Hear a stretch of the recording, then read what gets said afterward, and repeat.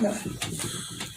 So I guess the best place to start is what first caught your attention about snowmobiles that got you interested enough that you'd want to buy one? Oh, everybody was having so much fun. Everybody had a machine. Some people had 2, 3 machines, and I wanted one too. And do you remember the first machine I had? I do. I think it was a Ski-Doo Olympic, maybe 69 or so. That yellow one. I don't remember that one. No? No. Because I know it was okay, but you thought it was a little tippy. So you were wanting something with more of a smoother ride and something more comfortable for the trail. Is this where I got the Arctic Cat? It is, yeah. The 72 Cheetah. That was an Arctic Cat. Yeah, with the 440. Oh, that was a, yes. Yes, that was a wonderful machine. That was beautiful. It was fast. It wasn't as fast as Lee Richardson's machine, though. Sure. He had the garage just down the street from us, and he was very mechanical. And we went for a ride all over the place. The factory foremen were having their annual or monthly dinner, I don't know what it was, but it was out at a guy's hunting shack or a snowmobile shack or something. It was a pretty fancy cabin. And so Lee Richardson and I went down. Well, we had to go from our house way up almost to the main trail, and then come down. And there was we followed on the brook. It was all frozen over and everything. And he was in front of me. And my machine was a pretty big one. I think it was an Arctic Cat then. Yes. Big Arctic Cat. And then I sunk. And so I went to the back to try to lift it up, and I'm sinking down deeper. My head is just over the back of the bumper, the back seat. The back of the seat. And so there's nothing, I can't get out of there because I keep sinking lower. And finally Lee Richardson comes back, pulls me out of there, gets the machine out, and we continued on our way down. And there was a factory foreman at, I can't remember the name of his camp, but it was by the road anyway. Yeah. And so Lee Richardson stopped there. Well, he worked at the factory, so I think he wanted to be a part of that. And so he sat with who was the boss? Ames. Ames, yeah. Marshall Ames. I think so, and yeah. He sat at that end of the camp, way at that end. And Lee Richardson sat with him and talked with him while the rest of the foremen were setting up tables for their meal and stuff. And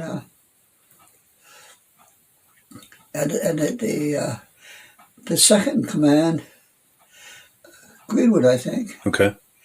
Anyway, he came and sat beside me. And I sat at the door when we first came in. So I'm watching all of this. The guys are all setting up tables and chairs and all this stuff, and Lee is back there with Marshall Ames. And so I guess when they got ready to go, Lee and I left. Yeah. Because this is for foreman, factory foreman. And they had maybe monthly to-dos, you know. Yeah. And he was a very competitive rider, too. Didn't he race motorcycles at one point, and he was able to carry some of those skills over to his snowmobile? And Marshall Ames? No, Lee. Lee Richardson. Yes, I think so. Well, he was a mechanic, so people would bring their machines to him to fix for them. He had a garage there at Wallace. Yeah. And I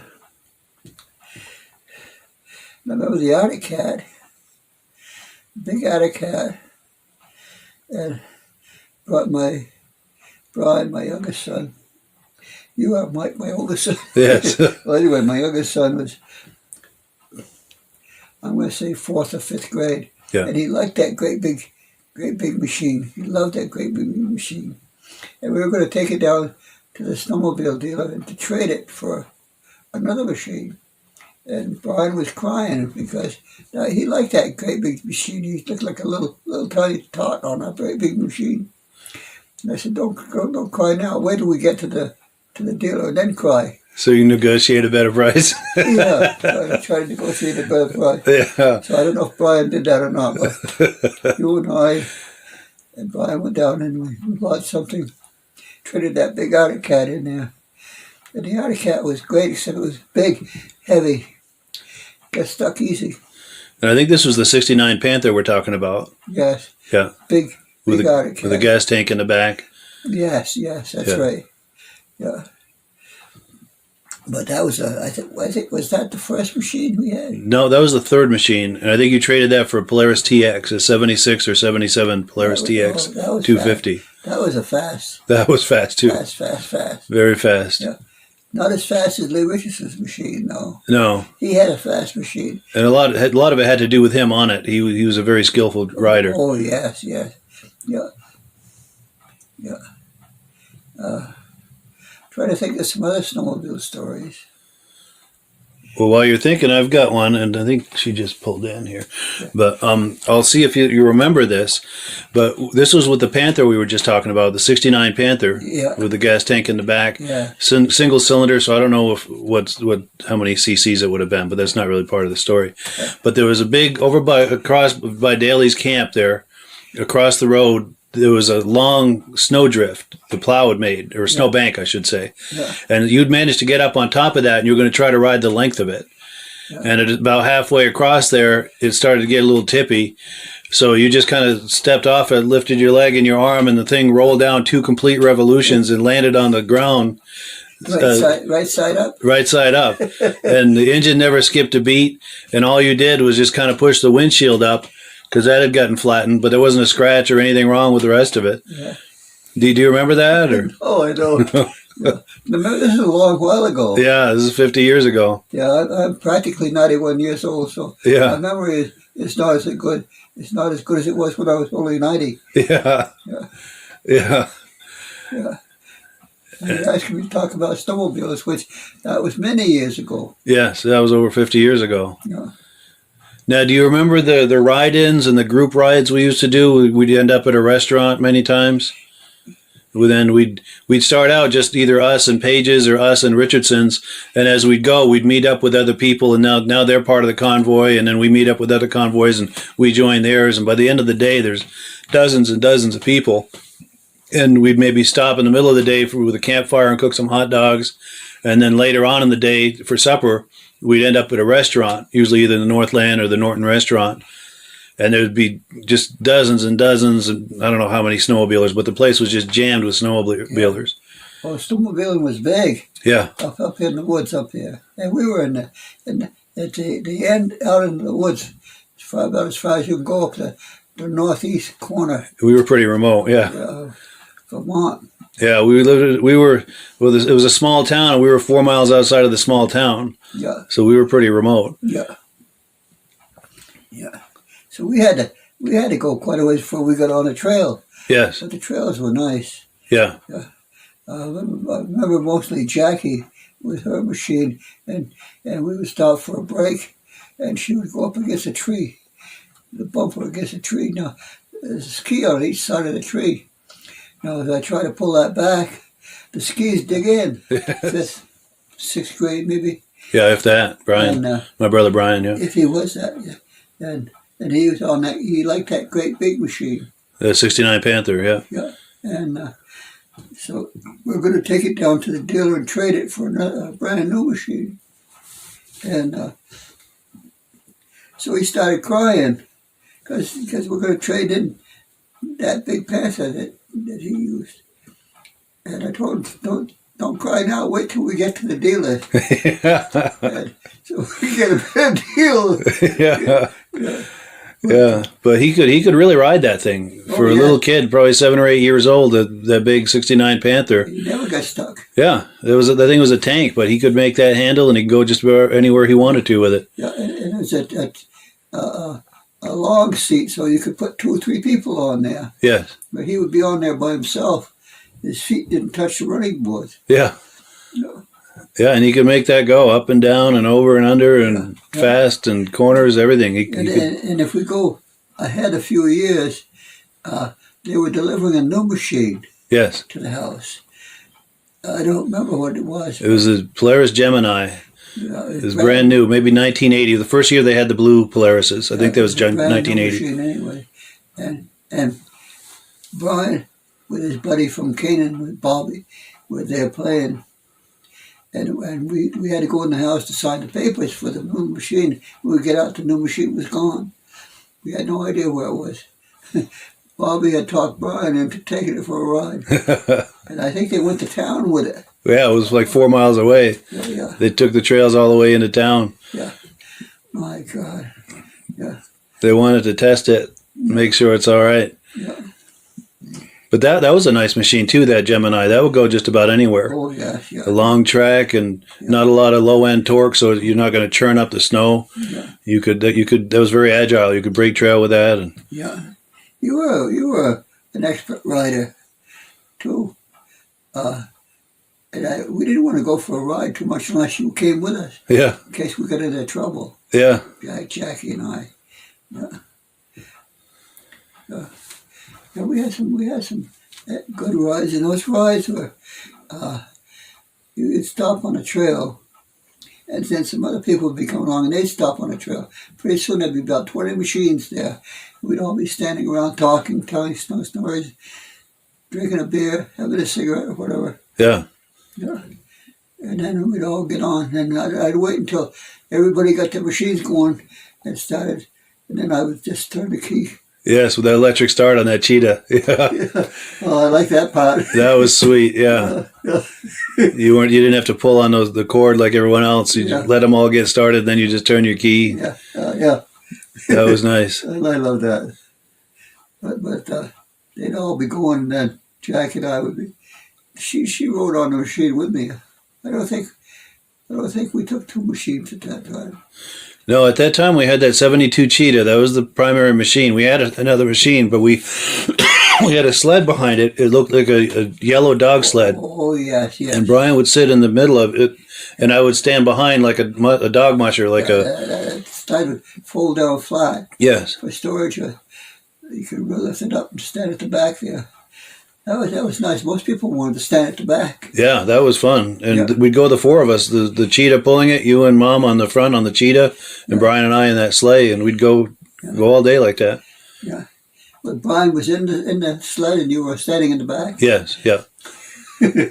Yeah. Well, the person in the back had a lot to do because you had to kind of steer it from the back. Yeah, a lot of body English involved, absolutely. Yeah. Of course, we had a lot of snow then. Yeah. By Christmas, we had probably 4 feet snow. Yeah. And now, Christmas, that's about the time we got our first snow this year. And here it is, middle of March, and we do have snow, but nothing like what we used to have. Yeah. You know, when I was a little kid, we had snow that went up halfway up the window. Yeah. And we couldn't see out the window because we weren't tall enough to look over the top half of the window. That's a lot of snow. That was a lot of snow. Yeah. Yeah. Now, do you remember going to, I think it might have been out in Yogi Carrier's cornfield in the wintertime. I think they had some drag races there a couple of years. Oh, yeah. Do you remember going to that? Yeah. Big crowd. Yeah. Big crowd. Yeah. Yeah. And I was in Newport, and it was again the beginning of the snowmobile season, the beginning of snowmobiles. This would have been late 60s, I think. Another guy and I was with the Lions Club, and another guy and I were in charge of the snowmobile deal. Setting up a snowmobile race?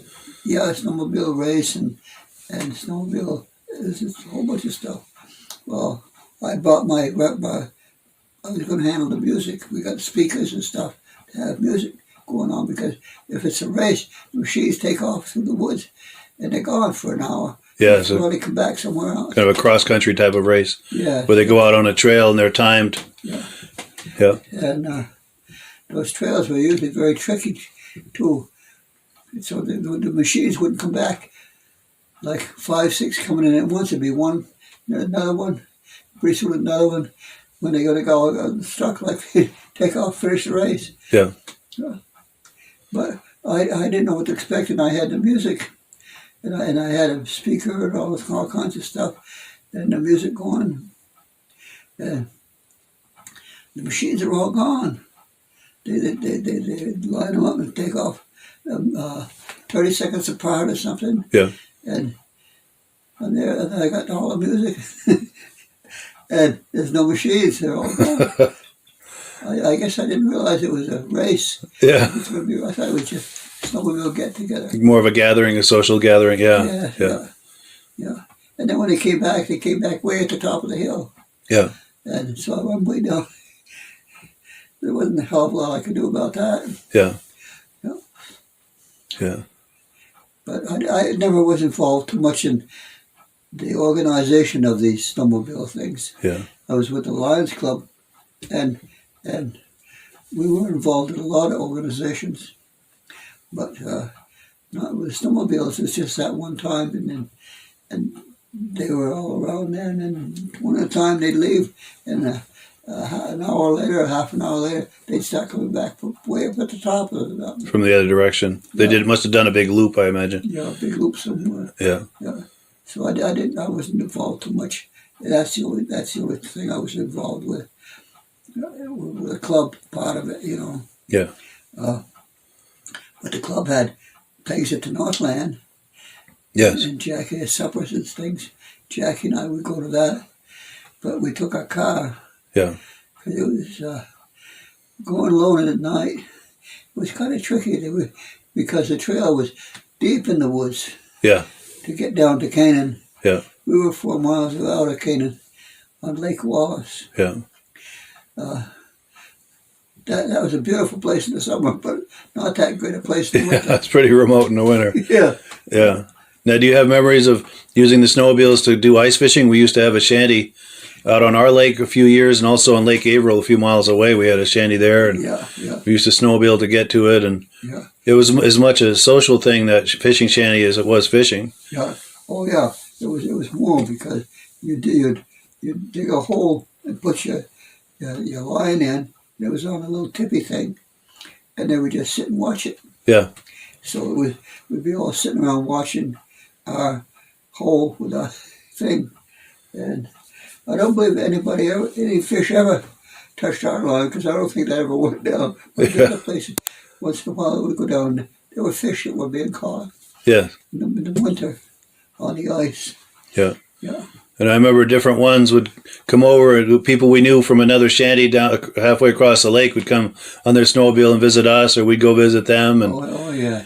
And we made a day of it. Yes. Even though we were in one spot, we were supposed to be fishing, we still made a day of snowmobile. Yeah, and we'd have friends over, and we'd all be out there and cooking hot dogs, and we'd get a little wood stove in there.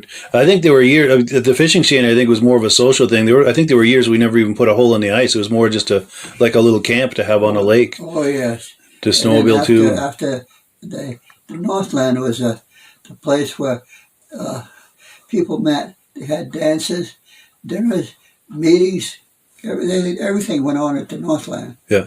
Big hotel. Yeah, and I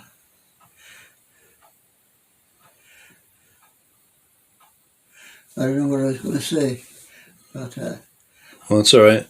Well, I've got a memory of one of those. I don't remember if it was the Northland or the Norton Restaurant, but those are the two places we used to go when we'd go to a restaurant. Yeah. And I remember, since there were so many snowmobilers coming, to accommodate more people, instead of having like the typical restaurant set up where every family's at a table, they had big, long tables. Oh, yeah. Like cafeteria style. Yeah. And since everyone, even if you weren't with that party, you knew them, or since you're snowmobilers, you don't care. Everyone's happy to sit at a long table. Oh, yeah. Snowmobilers, everybody was the same family. Yeah. And they had all the jackets in a pile on the other end. And and this one time, I don't remember if it was the Northland or the Norton Restaurant, but they had a separate cafeteria style table for the kids. That was a kid table. So it was a whole line of kids at that table. Yeah. And then the adults were all at other tables. Yeah. And I remember, you and Mom were saying to the waitress or waiter, we order this and this for those two boys over there, and, bring it to them when it's ready. Yeah. And we were having fun with the kids, and you guys are having fun with the adults. And oh, yeah. And it was a different time, and so, different from today. But I remember the drinks were flowing back then the way they probably wouldn't today, Yeah. Oh, yeah. It was we lived out in the country, community out in the country. So we did a lot of things, the community together. Yes. There were the snowmobile ride-ins. We'd go somewhere. We'd all ride together. And a big group of machines going on. Yeah. Yeah, it was a very social experience, the In the snowmobiles. summer we'd do the same thing. We'd all meet at somewhere and have a drink or two, maybe a meal. Yes, yeah. Yeah. Oh yeah, we had a good time. It was fun living out there. Of course, we were 4 miles out of town, so Yeah, it was pretty remote, but it was wonderful. we lived on the lake, so in the summer we were pretty busy. A lot of people would stop by to go swimming. Yeah, boating and water skiing, and Yeah, it was an all year thing. yeah, We had stuff to do in the summer and in the winter, and across the road from us there were miles and miles of woods. oh yeah. So Brian and I would build forts up there and go hunting up there, and if we weren't doing that, we were fishing or water skiing or boating or snowmobiling or ice skating in the winter, snowshoeing. Next town to us was Island Pond. That was about 4 miles away. More than that, yeah. I think maybe 15 or 20 miles. Oh Yeah, yeah, it was quite a distance down there. yeah, And people had places all along in the woods there where they would call their camps. yeah. But we had fun snowmobiling. Yeah. A lot of these were impromptu. We just get out and we'd meet somebody, some other machines, and we'd go with them to wherever they were going. How far away was Norton? I don't know, 5 miles, 6 miles. That's all. Yeah. But on the snowmobile trail on those old machines, it took a little while to get there. And maybe, I don't know, 6 or 7. I don't know. We had to go up over, what was it? There was a mountain we'd have to go up over to get to Norton. What the heck was the name of it? This is many years ago. Yeah. But I remember that, and I don't even know if the trail is in the same place as it used to be, but there was a big mountain we'd have to go up over. Yeah. I'm drawing a blank on what that was. Yeah. I can't remember it. Taking our turn at the bottom, waiting until it was our turn, and then we'd scoot up. Yes. Yeah. And hope we made it. Yes. Yeah, there was a couple of spots there where it was one lane and you go up a real steep hill, almost like not a snow bank because it wasn't plowed, but it was just a steep bank. It was a hill. Yeah. Very big hill. And each person would go one at a time and you'd have to have some momentum. And if you didn't have momentum, you weren't going to make it. And there was a few that didn't make it and they'd have to be helped by the others. And yeah. And there was also others along the trail. There at the bad spots, there were people there in case they needed help. Yeah. And you're right, it was a very social thing. And like we'd start off many days, either just the 4 of us or the 4 of us and our neighbors, either the Pages or the Richardsons, and we'd meet up with some other people. And then now we're a group, and then we meet up with some other people, and now it's an even bigger group. And then by lunch, there's probably 20 or 30 people, and we stop and cook some hot dogs on a little fire in the woods. And oh yeah, we always had we would bring food with us to cook, hot dogs, hamburgers, and stuff. Yeah. Yeah. Yeah, and I remember it always being a very jovial situation. Everyone's laughing and joking and having a good time, and it was just a really fun environment. Oh, yeah. And the adults were laughing and joking, and the kids were playing and having fun. And snowmobiling was a great method to get families together. yes, You went out and you didn't know who you were going to meet up with, yeah, and then you'd be a part of the group. yeah. You make a lot of new friends. If they were from Colebrook or somewhere, we stop there, and we would be part of the group. Yeah, They'd just take us out, and if we had a group going, strangers would come to stop, they'd be part of the group. yeah, Snowmobiling was a great thing for that, because yeah. you're out there in the woods way out, and so when you meet somebody, well, we got to stop and talk. Yes, exactly. Just say hi to them. Hey, you're doing the same thing we are. Yeah. And even if you didn't know them, now you're instant friends because you're enjoying the same thing together, and everyone's having a good time, and is always laughing and joking, and yeah. And we made a lot of new friends and get deepen relationships with existing friends, and maybe people you maybe only knew casually, get to know them on the trail, and now you're better friends with them. Yeah. Oh, yeah. It was a real unifying experience. It was. Yep. And remember, Canaan was a small community. Yes. That was a big center, the center of everything. Yes. And Norton was the next place, and that was 20 miles away. Yeah. Yeah. But in the summer, in the winter, fall, and spring, Canaan was, we would stop, if we wanted to meet somebody, we'd stop in the Northland, have a drink. Yeah. And we'd be automatically in with a bunch of people. Yes. Yeah. And then same was on the trail. You'd stop to have a drink, and people would stop. You'd have people from all over the place, because a lot of people from down country would trailer their machines up. Yes, people would come up from Massachusetts, yeah, and they'd stay at the motel down the road from us, Yeah. and we'd snowmobile with them sometimes. Oh, yeah. Yes, yeah, Yeah, snowmobile was a great method of getting people together. yeah, because a lot of them were either friends or families of the Richardsons. Yeah. They would come up from Massachusetts because the Richardsons were from down there, Yeah. and of course, I don't know, word got out. I don't know if they invited us or I don't know what happened, but we'd end up with them that morning, and we'd ride the trails with them all day, and there'd be a bunch of us. Yeah. And they were up from Massachusetts, and they were enjoying it. And I remember most of them had scorpions. A lot of those people, because I know Richardsons in the early days had scorpions before they had cats. Yeah. And a lot of their friends and relatives from Massachusetts brought scorpions up from Mass too. Yeah. Yeah. But what was the big machine I had? The Cheetah? The 72 Cheetah, I think. 2-cylinder. Yes, yeah. Yeah. And electric start. Yes. When we'd be all done talking, it would start. Everybody would get the machines all going in front of the machines are all going trying to keep ready to go.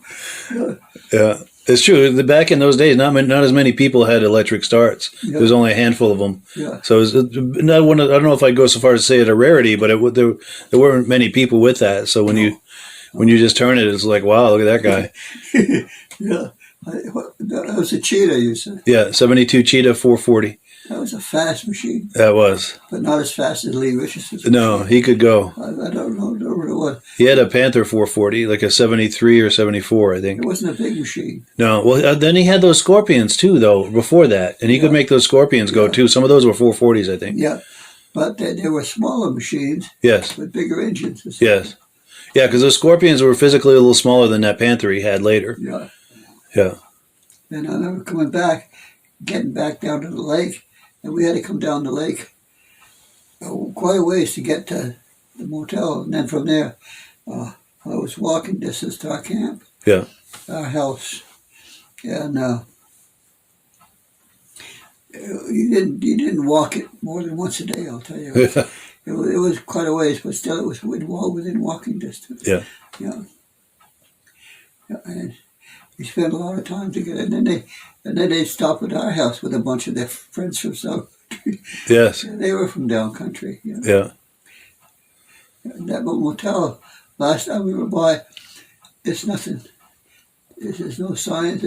Everything is there, but there's nobody living there. Yeah, I don't think it's in operation anymore. No. Everything, like you said, everything's still there, but I don't think it's in operation. That's too bad. It looked kind of strange seeing nothing there. Yeah. After all those years, of course, with Wallace Pond, that was the only business. There was a motel, A gas station. A A country store, yeah. Yeah. And a lot of those country stores don't exist anymore. A lot of that just, I don't think it's sustainable. And I think in the 80s, I don't remember, some government agency, I think, came around and wanted to see if those tanks were leaking. And a lot of them were. And a small business like that can't afford to replace the tank. So a lot of them just did away with, we don't sell gas anymore. Yeah, so they stopped selling gas. And then once they stopped selling gas, the business wasn't sustainable anymore. They were And a lot of those country stores. Big giant tanks, 300 gallons. Yeah, probably. I don't know how many. Gallons, I don't know. Big tanks. Yeah. Yeah. And I think that put a lot of them out of business. Maybe not like right away, but once they stopped selling gas, the business wasn't sustainable anymore. Yeah.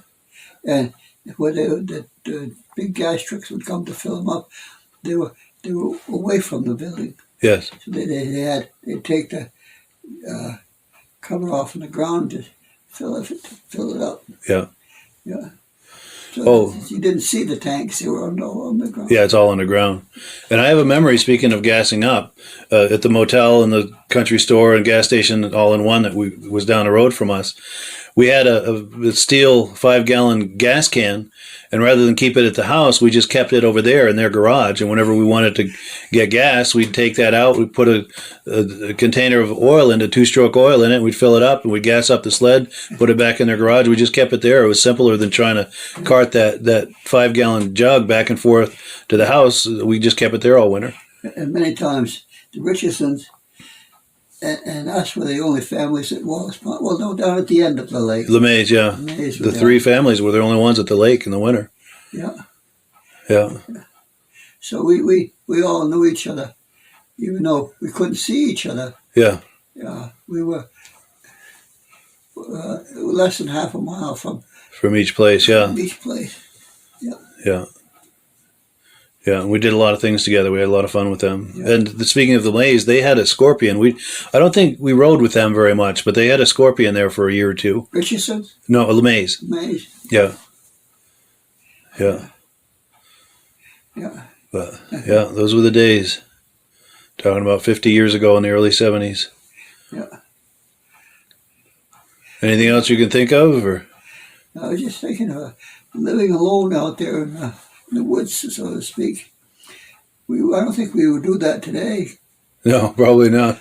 You know, we had the store there, yeah, but that was a motel, and so people coming from Canaan to Norton, and Norton, you were going to head south or north into Canada or south to Island Pond. Yes. So you would stop to get gas, and people came by.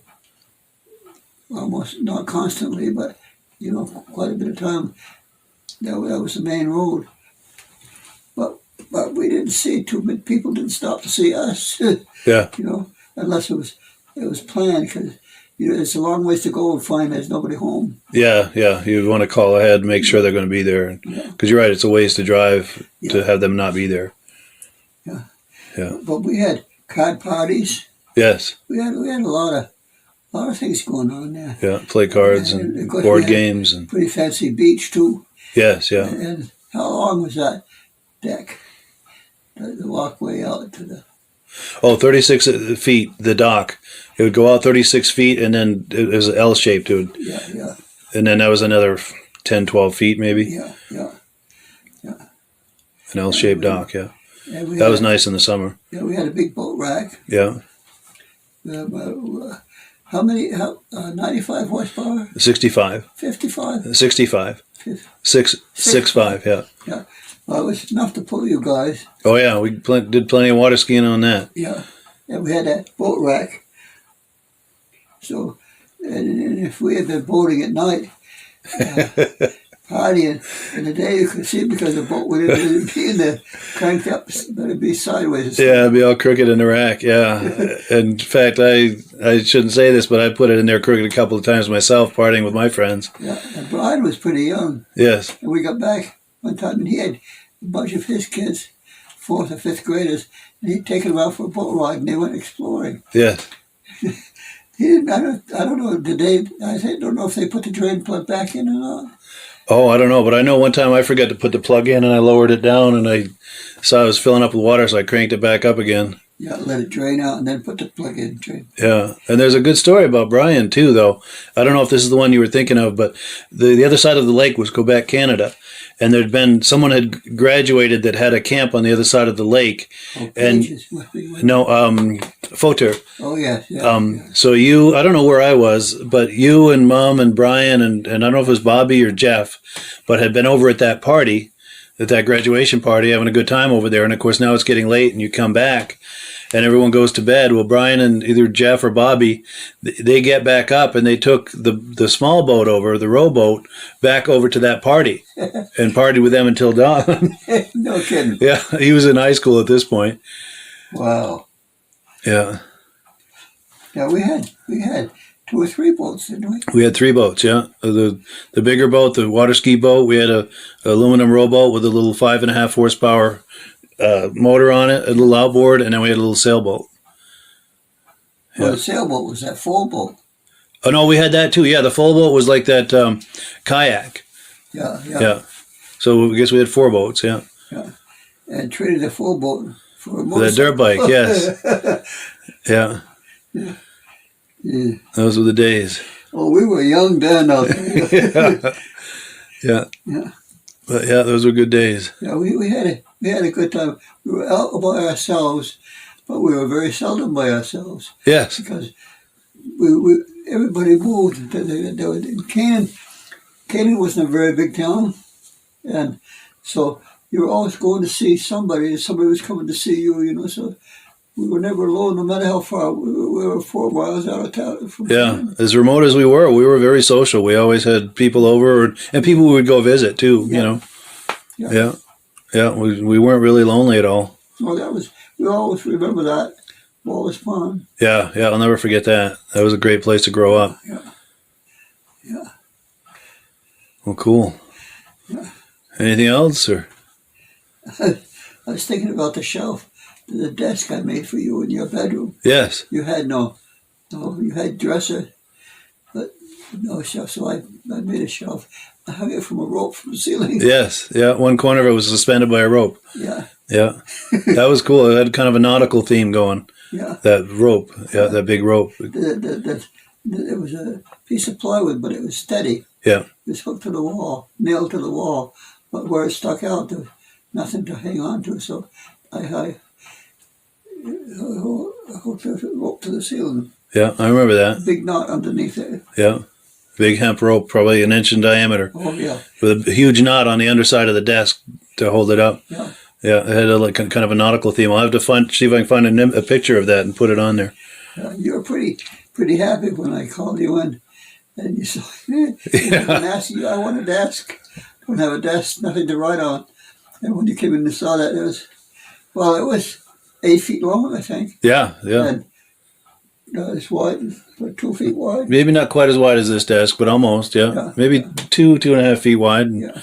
Yeah. It's a good place for you. Yeah, and I had similar to what you have here against the wall. It was taller and it was different, but the same idea as that. So I had all kinds of things in there.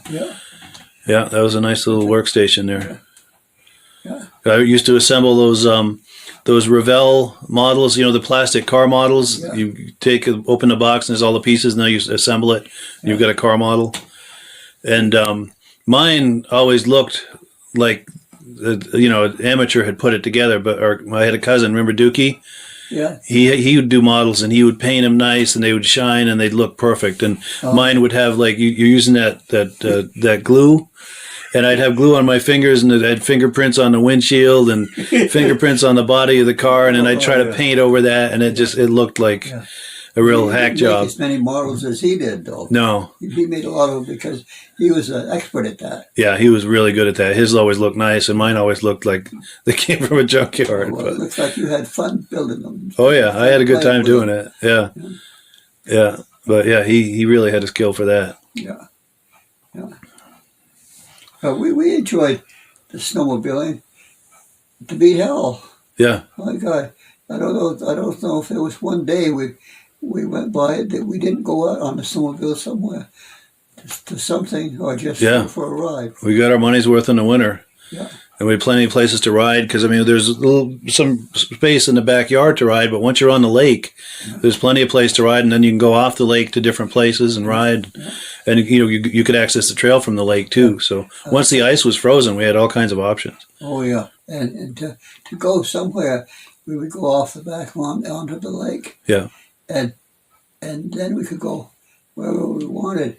But other than that, the snowmobiling was mostly from our house to the lake, and that wasn't very far. Pretty good size back on. You had like a racetrack on it. Yes. Oh, speaking of stories about snowmobiles on the lake, I'm sure as I tell this, it'll come back to you. But this is that brand new Polaris Gemini, so this would have been 80, 81 or so. And we had that fishing shanty out there, and we'd had a whole bunch of rain, and then it froze.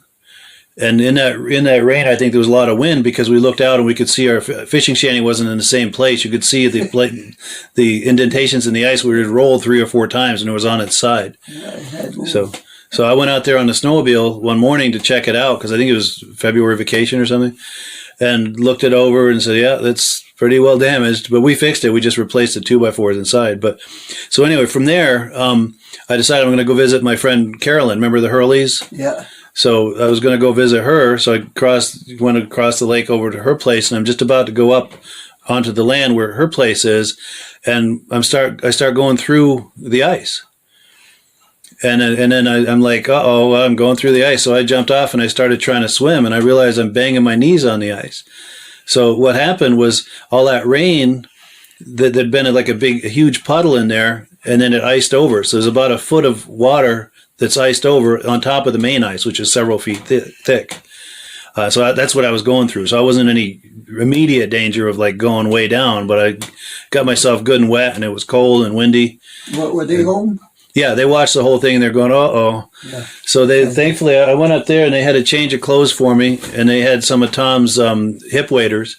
So they got me rigged up in that, and I went down, and there was some ice fishermen nearby and ice shanties, and they came and they helped me pull it out and get it onto solid ice, and up to the edge there where we could get it in a pickup and bring it home and let it thaw out. And then we had it in the garage for a day or two, and then we just started pulling the crank, and water started pumping out of the engine, and we gave it another day or two to dry, and we started and fired up just like nothing ever happened. And we had that sled for quite a few years, and it didn't seem like there was any damage done to it. There's the ways that God takes care of people that take experts. Yeah, that's true. But the other thing, too, is Mom was working. I think she was working at the florist at the time, and you were working, too. So I'm alone at home. I think Brian was with me. Yeah. But we're doing all of this, by ourselves. And I think I'd called you to let you know what was going on, and you couldn't really come home. And I think you were pretty stressed out about it. Yeah. But do you remember me calling you on the phone with news about that, or having gone through the ice? And I hope I don't remember that. Yeah. Because I know you weren't too happy about it. It surprised me a bit. Yeah. Thinking about it now, because we had no one to play with. Yeah. And so we played, we just used the area. There was too many things to do in the area. We could do it alone. Yeah. So it's very easy to get yourself in trouble when you're way out in the area like that. It's true, yeah. Yeah. But I still think that's the best place we ever lived. Oh, for sure. Good evening and welcome to the podcast. I'm really glad you're here. We're going to do something a little different tonight. We're going to have an AMSOIL Oilathon. Now, what is an Oilathon, you might ask? Well, it's an opportunity for us to do some Q&A and to learn about AMSOIL products, especially as they pertain to snowmobiles, modern and vintage. We're also going to talk a little bit about applications for cars, trucks, motorcycles, boats, things like that. But it's mostly going to be about snowmobiles. Now, before we get into all of that, I want to make sure that everything is working properly. So if you can see my face and hear my voice, I'm going to ask you to leave a comment. Let me know where you're viewing this from and whether you are a first-time viewer of the podcast or a regular viewer of the podcast. To our first-time viewers, we thank you so much for checking us out. Hope you have a good time with us tonight, and hope you decide to circle back here in 1 week's time on either Sunday night or Thursday night at 9 p.m. Eastern time for our podcast. We have something in this slot at 8 p.m. every Sunday night, and we also do a regular podcast every Thursday night. Hope you will join us for all of these things. To our regular viewers who are here week after week and season after season, thank you so very much. You guys are the ones who make this possible, and we really, really appreciate that. Now, let's not waste any more time here. Let's bring Rob on. Rob, how you doing tonight? I think winter finally showed up. Finally. Absolutely. In fact, to our viewers, I seen green grass on my front lawn. Unreal, huh? It's been a crazy winter. Yeah, I'm glad you finally have some rideable snow over there. And to our viewers, too, if you finally have some rideable snow, please leave us a comment and let me know where you are and how much snow you got. See, we've got a comment coming in. Oh, good. Our good friends, Stacy and Art Fosler from Plattkeel, New York, regular viewers. They've been watching from the very beginning, and they said everything looks and sounds good. And Stacy and Art, did you get any snow there in Plattkeel, New York? Enough to do some riding on? Love to hear from you. But yeah, well, we're waiting for some more comments. Rob here is a regular on the podcast. If you're a regular viewer of these podcasts, Rob is no stranger to you. And also, it's also no secret, as you can tell by his shirt and his hat and the banner behind him, he is the AMSOIL guy. And he's going to be answering questions for us and explaining in great detail all of the different products that are available to us as snowmobilers, both vintage riders, modern riders, and everything in between. And before we get into that, we've got a couple of quick questions. Stacy and Art say no snow yet. George Jackson says, been riding in Wisconsin for about a month. Wonderful. Well, I'm glad someone somewhere is getting some snow. Well, cool. So, Rob, if you're ready, I'm going to put you full screen. If you can just kind of take us down the path and tell us about Amsoil. Okay, I've been involved with Amsoil 40 years. Back in 1979, I was racing a 79 SRX Yamaha, and a guy from New York State, Tim Bender, came up and said, "You're having a lot of problems fouling plugs." I said, "Yeah, I had a 15-to-1 oil mixture. Before I get out the starting line, I'm fouling a plug." He said, "Try Amsoil." He said, "Try it at 100-to-1. I said, 100-to-1, I'll blow my motor up. He says, "No, I'm running my race machine at 300-to-1. You try it at 100-to-1, that's what it's warranty at, and you'll have more performance, more horsepower, and a longer engine life." So later that day, he gave me a tank of his fuel. I put it in the machine. First time I ever made it to the finals. It did make a difference in the performance, how much better the machine run, and the more horsepower I had. And at 100-to-1, I didn't foul any plugs. Now, this was a product right here that we were using at the time, Amsoil Sabre Oil. One of these bottles, 8 ounces to 5 gallons of gas. It's perfect for me at the cottage. It doesn't matter if it's a chainsaw, weed eater, my 200 Black Max, a 50 Merc on the back of the pontoon boat, or the 99. Everything runs the same oil mixture with Amsoil, 100-to-1. They came out with this product in 1972, and all the oil manufacturers says, "You're going to get sued, you're going to get sued." It's the same product we have in the market now. Outperforms everything else out there in the market. Burns cleaner, gives you more horsepower, more performance. Then after that, snowmobiles started becoming popular. Amsoil came out first with our injector oil. Yes. And it can be used for snowmobile, boats, anything that's injector. You can also run it at a premix. And this is what we had for a number of years until Bombardier came out with exhaust system, the Rave engine. And with the Rave engine, you needed an oil that was a 92% no ash. Otherwise, the ash in the oil, ash was also a lubricant, the ash in the oil would plug up the exhaust valves, they would stop working, and you had less power out of the machine. The Rave engine with the exhaust valves performed more performance out of it if you kept them clean. So Amsoil came out with the Interceptor. It is 98% no ash. So it's perfect for all the new machines out there now.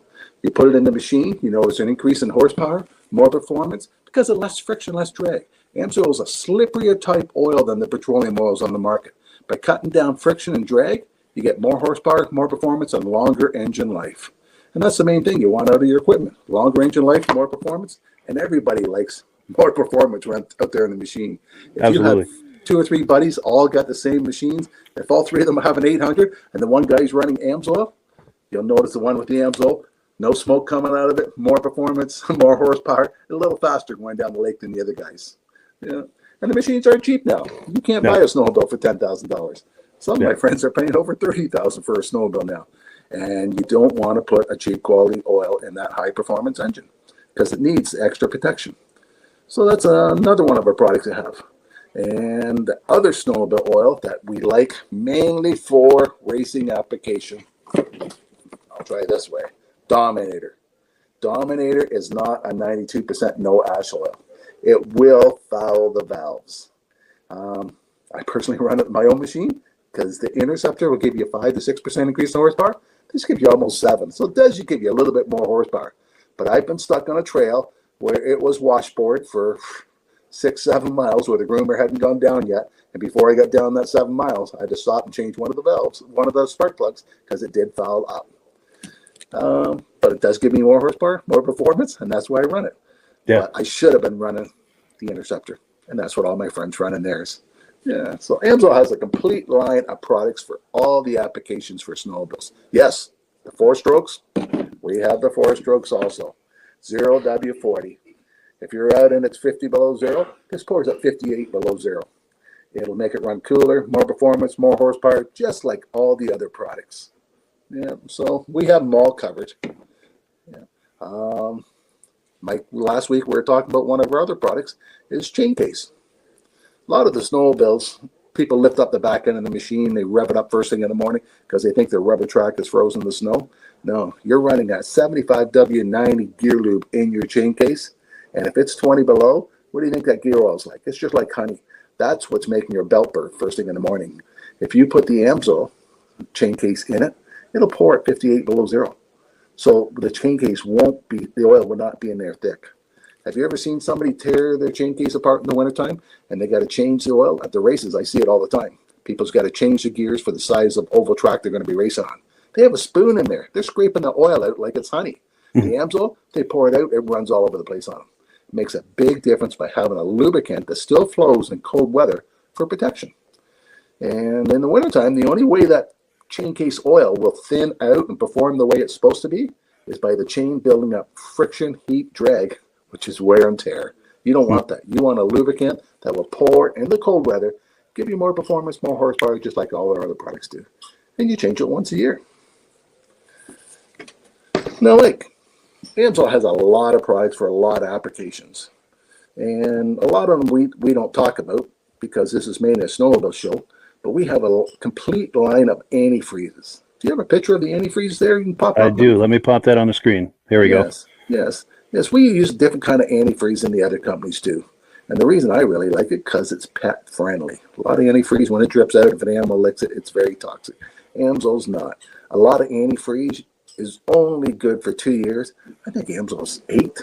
I have to double check on the stats, but I think it's 7 or 8 years it's good for. And the best thing I like about our antifreeze is it'll make it run cooler because it disperses the heat better. But then Amsoil came up with another product we can add to our antifreeze. Now it's a Cooler Boost, the one on the far right. It was designed for stock cars. The problem is with stock cars, they don't want antifreeze on the track. It's too hard to clean up, so they got to run straight water. Straight water will boil faster than antifreeze will. So people like to put a Cooler Boost in their water to make the stock car run cooler. Well, we found out in the wintertime, by putting that same Cooler Boost in our car, it cuts down on the time it takes for the car to warm up. And in our snowmobiles, when you're out there at 40 below and you got to get out of the car and you got to get the snowmobile warmed up, some people like to jump back in their car to stay warm when the snowmobile's warming up. Amsoil will eliminate that problem because the Cooler Boost will make the snowmobile warm up faster. But once it does get up to heat, the Coolant Boost disperses heat faster than antifreeze does, so it will run cooler. And a lot of people say a snowmobile never overheat. I had to go down a lake 7 miles where there's no snow on the middle of the lake, and people were overheating them when it was 20 below on the bare ice because we didn't have kickers and the snow wasn't being kicked up in the heat exchange and the machines were overheating, except for mine with the Coolant Boost. It made that much difference in the machine run cooler. One of the machines with us, a Yamaha, we had to stop and kick the track because the sliders heated up so much the track wouldn't turn anymore. So this guy went and looked for open water to keep hitting to cool the engine down. Wow. Things people will do to keep their motors running. Yeah, for sure. By adding something like a Coolant Boost, this will help make the engine run cooler, and it also makes the engine heat up faster. Yeah, it's a great additive. I use it in my pickup trucks, my little car, and my snowmobiles. Nice. Anything liquid cooled, it's a nice additive. Yes. Sure. And when you're out snowmobiling, you're not out snowmobiling when it's 10 above. You're out there when it's 20 below or 10 below. And it does get cold. And by having a product that will warm up faster, especially a lot of times you stop and you go into a restaurant and you come back out, it doesn't take long for that snowmobile to cool back down. And you got to sit there and let it warm up. And a lot of them have a rad and a heat exchanger on it. So once the thermostat opens up once, we got some people that still smoke cigarettes, and the rule is it's a 2 cigarette before he can take off on a snowmobile. It takes that long to warm it up. Because if you don't, you can cold season when it's really cold out. Yep. Yeah. Wow. Now before we shift gears, I want to back up a little bit to the Dominator product. A mutual friend of ours a little while back did a testimonial for us. And I know we've already seen it, but it's just a couple of minutes. I'd like to play it again. This is our mutual friend, Midge Rosebrook. He's the founder of the Eastern Snowmobile Racing Hall of Fame. And he made this video. It's a quick video. Let's take a look. This is for our friend Rob Hilditch, the Amsoil guy. See what I have here, Rob. And I think you have a photo of my sled last year at Pittsburgh. Mike, you can probably pop that up. I've got this 1975 Polaris clone PDC. It started out as a 77 TX 440. And I had Mark Belanger do the job. And Mike has got a photo of it, I believe, somewhere, and you can pop it on. And there's a photo of me sitting on that sled getting ready to head out in the Pittsburgh ride up north in Pittsburgh, New Hampshire this last March. It was 35, 40 degrees, we had 8 inches of wet, heavy snow. It snowed all day. And I was trying to break in this new engine. It was probably the worst conditions of trying to break in an engine is to take off on a 30-mile run at 50, 60 miles an hour, because that's the speed these guys were going up there, to break in this new engine. But it ran perfect all day long, and I believe a lot of it is probably due to this racing AMSOIL that I use.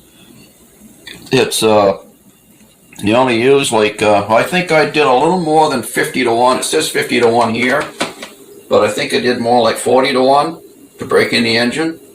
And so anyway, just a shout out to Rob that I'm using it as well, and there you have it. And happy trails when we get snow. Yes. And if you're curious about buying some AMSOIL, just click the link in the description. And in doing so with my dealer number, you're helping to support the podcast. And I thank you so much in advance for doing that, and thank all of the people who have been doing that. That helps to support the podcast. Yeah. And thank you. That helps to support the podcast. You're doing this. Yeah. Well, I thought this would make Rob smile. Oh, for sure. Thank you. Yeah. So what do you think? Did that make Rob smile? I like seeing good testimonies like that. Good deal. So what are your thoughts on that, where someone's, done a restoration or something and they're breaking in a new engine? What are your thoughts on that as far as do's and don'ts and things like that? Best thing to do is use the best oil you can get your hands on for those applications. Yeah. I bet he doesn't have $1,000 motor in that thing. It's probably nickel plated cylinders in that. Yes. It's probably a replica of the actual race engine. So it's not a cheap motor. So the best thing to do is use the best oil you can. Yeah. And you know what? All the big racetracks, if you go on the Eagle River racetrack site, you can look up the rules and regulations, and they tell you can only use 3 different kinds of fuel, and there's only 2 different kinds of oil you can use, Bombardier and AMSOIL. So really? Everybody at that track either is running Bombardier or AMSOIL. It's the only 2 that's approved for the track. Wow. Yeah. That's cool. That says something. That's an endorsement in itself, isn't it? Yes. Yeah, sure. And it's right on their website. Yeah. Nice. Yeah, and I did snowcross for 14 years. And when I first year I went to snowcross, people brought 5 or 6 snowmobiles with them because they blew the motors up. Second year after me being at snowcross, people would go a whole season on the same motor. They wouldn't blow engines up anymore. It made that much of a difference, AMSOIL on the engines.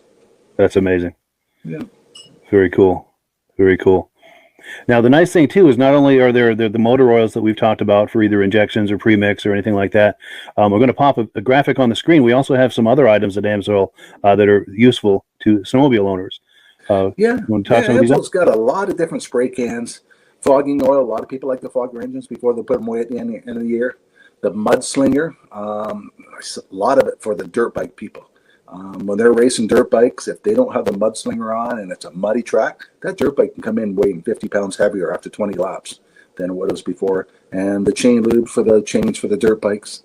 Silicone spray, we had a problem 2 weeks ago with the wife's car. Couldn't get the passenger door open because the rubbers were froze. You wouldn't think a rubber would freeze on a car, but we ended up getting the silicone spray out, spraying it, and haven't had a problem since. A metal detector, it's a big seller for me for opening new accounts. If I go to a trucking company or something like that, they have their favorite oil. Or the best thing I like to do is when I go to a farm tractor, a John Deere guy will not buy anything else except for John Deere.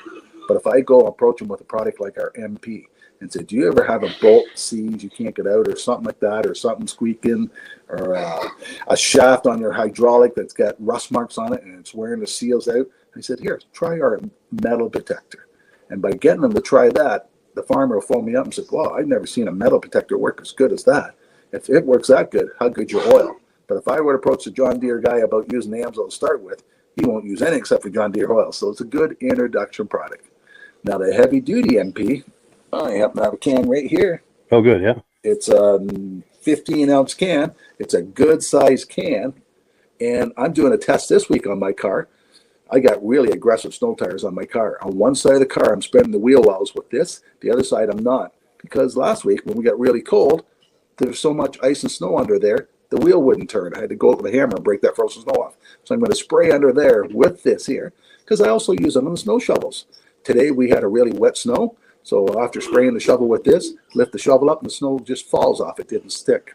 So a lot of my customers use it in their snow blowers because with the wet snow, they got to get a stick out and stick down the auger to get it cleaned out. By having a spray in there, that wet snow won't stick.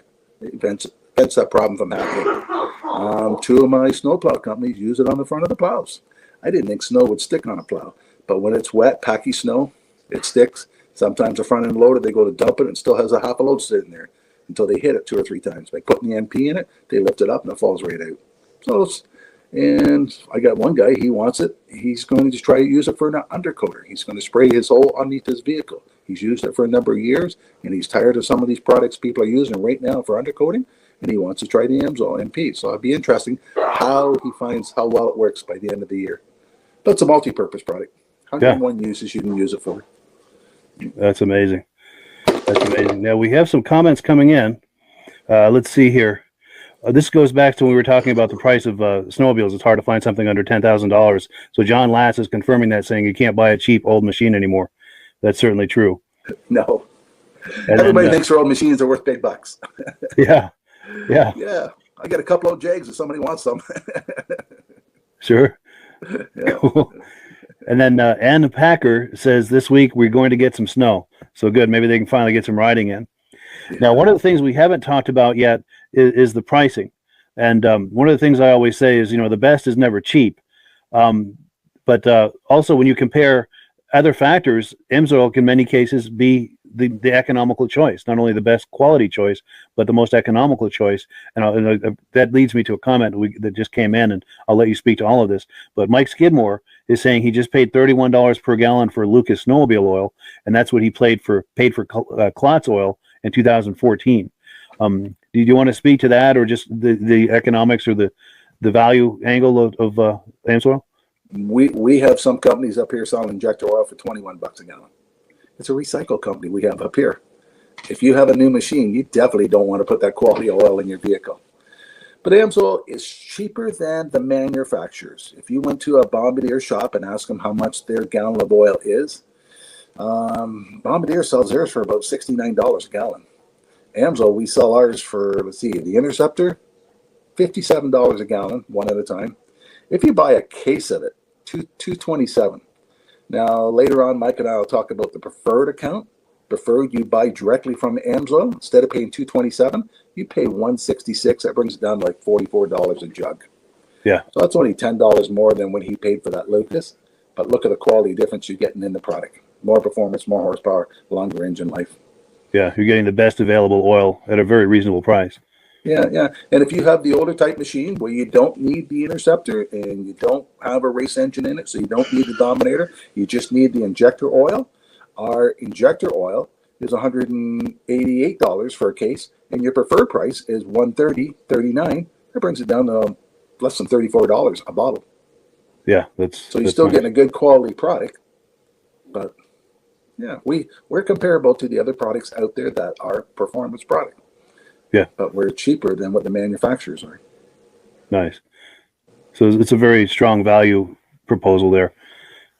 Yep. Yeah. So I guess that's a good segue now into the preferred customer program. I'm going to pop a graphic on the screen. And I think in the past you've told me that it's very similar to a Costco membership where it's a one-time $10 fee, but that fee gives you instant access to the deepest possible discounts that Amsoil has to offer, as well as some other things. In fact, I'm going to pop that on the screen. Yeah, why buy directly from a retailer that's carrying the product? You can buy directly from Amsoil. You can get a preferred account. They have an introductory for $10. You get a 6-month membership to see if it's cost efficient for you. And most people find it really is cost efficient because you can save almost $50 on a case of gallons. And most people, no one snowmobiles by themselves. So they usually tell their buddies, hey, I'm going to order a case. You want one too? So they save $100 on 2 cases. But by being a preferred customer, you save almost 25% on all the products you order. You don't have to order a full case. You can mix and match. And if you order $100 worth, you get free shipping. So say you wanted a couple of bottles of Dominator oil and some Interceptor. You can mix and match the case. You get a total of $100. They ship it to you free. On your birthday, they send you a $5. You get a $5 coupon. Every time you order $100 worth, you get a $5 coupon. So if you ordered $600 worth during the year, that would pay for your $30 membership the following year. So your membership would be free for you by ordering that much product. Yeah, that's an It amazing doesn't take value. that long to order that much product. No, What was it? The Interceptor, $166 for a case. sure. And if at this point you're thinking about taking advantage of that, the best way to do it is to look in the description for a link to the preferred customer program. Click on that link, and it's just a few clicks to get yourself set up on that preferred customer program. And then you can go shop on the website. And since you've clicked the boxes for the preferred customer program, anything you order now is going to give you that deepest level of discount that's available to you now as a preferred customer. So now you select your items and you make your order, and you're probably going to save more than your $10 investment right on that first order. Yes. So you get your savings right away. It's an incredible value. Yeah. So and also the other thing too is in clicking that link, you're signing up under Rob and I. And in the interest of full disclosure, I'm signed up as an AMSOIL dealer under Rob. So when you order through me using that link in the description and using my dealer number there, Rob and I both benefit. And if you enjoy these podcasts that you see us on every week, it's a wonderful way to support that, because Rob and I both make a commission whenever you order. It doesn't cost you anything extra. It's just a commission we get as being set up as dealers. And the commissions that I make go directly toward offsetting the cost of doing these podcasts. So it's a wonderful way to support the podcast. And, it's a way I'd like to thank people for doing that because it does. It's not cheap to do these podcasts. I'm happy to do them, but it costs money, and the AMSOIL commissions help to offset that.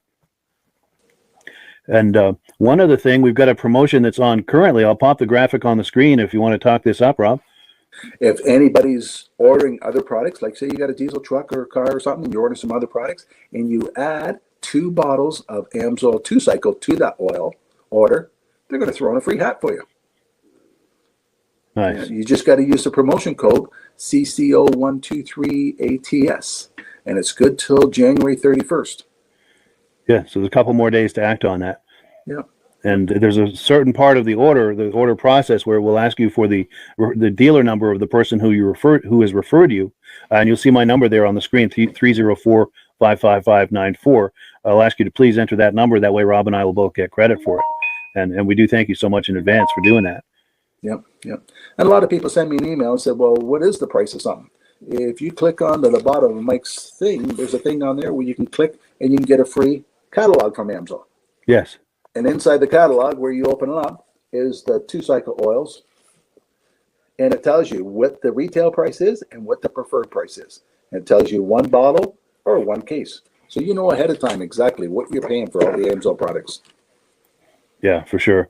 And speaking of AMSOIL products, look at this wide range of products that AMSOIL has to offer. All of these products are in that catalog, and it gives you a chance to sit there at your leisure and flip through the catalog and see what, if anything, in there is right for you. Yes.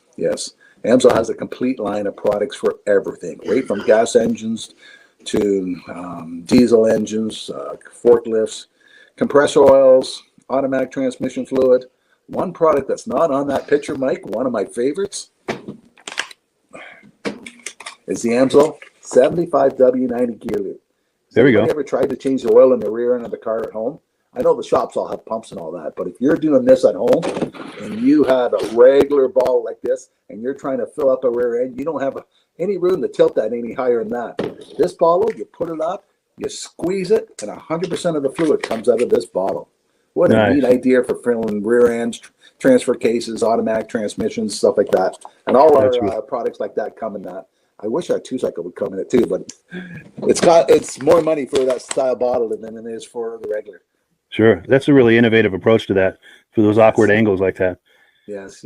At the next car show, we got a rear end sitting there, and we got 10 of those bottles with water in it, and people are going to try and realize how easy it is to fill something like that instead of using the old-fashioned bottle, try to tip it and fill it in. Yeah. I imagine there's a whole lot of profanity involved trying to do that. Oh, you waste so You're making much. a mess. And Yeah, for sure. And sure. some of the big 4-wheel drives, the 3500s, they will take 4 bottles of that stuff. So you have to buy 5 to get 4 in because you wasted so much. With the AMSOIL, 100% of the stuff out of the bottle goes in. It all goes in. Yeah. You get the right angle. You stuff that little nozzle right in there and just squeeze the bag until it's empty. Yep. Yeah. If you spill anything, it's 1 or 2 drops. Yeah. As opposed to ounces of it. Yeah. For sure. That creates an extra value as well. Yeah. And since we're talking about the automotive product, AMSOIL's 5W30, 20W30, all the engine oils that AMSOIL has is warranted for 25,000 miles or 1 year. Most people change their oil at 3,000 or 5,000 miles. And the reason they do that is because the petroleum oils, they oxidize. They form carbons, gums, sludges, varnish. They don't wear out. They get contaminated. That's why you got to change the oil at regular intervals. Synthetic oil, it was designed by a guy that was a jet aircraft pilot. And one day when he went to work, he asked his boss at work, why does my jet start when it's 40 below zero and my car won't? He says it's the synthetic oil. So once he found that out, he started investigating and designing the oil for the automobile industry. And when he first we were the first oil to be AI approved back in 1972. Mobil 1, them couldn't pass the test. None of the other products could pass the test. And all the other oil companies still were changing oils at 3,000 miles. And AMSOIL, when they first came out in the market, they said 25,000 miles or 1 year. Castro and everybody else phoned our president up and said, you guys are going to be sued. Why are you doing that? And he said, well, we tested our oil and we can go further than that. Wow. So AMSOIL, since 1972, has been promoting 25,000 miles or 1 year oil changes. And people are amazed when they pull my stick out of my truck and the oil is so clean inside because it doesn't form any carbons, gums, or sludges. And by putting a synthetic oil in the car, it's the same benefit as the snowmobile oil. Cuts down friction and drag. Less friction, less drag. The oil runs cooler. For every 10 degrees you drop your oil temperature, doubles the life. Wow. And for every friction and drag you cut down in the engine, gives you better gas mileage. So you're going to get longer oil changes, better gas mileage, less friction, less drag, engines that last longer, and you're going to get more performance out of the car. And the average truck, you don't buy a new truck now for under $70,000. Yeah, big money. A lot of people at $100,000, $200,000 are looking and trading their trucks. Mine's in kilometers, so mine's 1,300,000 kilometers, 800,000 miles, I think that is. And it still runs like a charm. Now, wow. The carpet's wore out, the seat's got a spring sticking out of it, but it's a 6-liter. They're wow. not popular for lasting very long, and it still runs like a charm. That's amazing. That's from running AMSOIL all these years. Yes, yes. I bought the truck on a Wednesday, had to run to Montreal back. The next morning I went in the dealership and said, dump the oil. I said, you just got a truck yesterday? I said, yeah, I got 1,000 miles on it. So we took an oil sample. And when the oil sample came back, the oil was contaminated with silicone, they say. And silicone is sand. Well, the engines are sandblasted. That's why I tell everybody with a new vehicle, change your first oil change soon. Because there's a lot of big metal particles in your first break-in of the oil.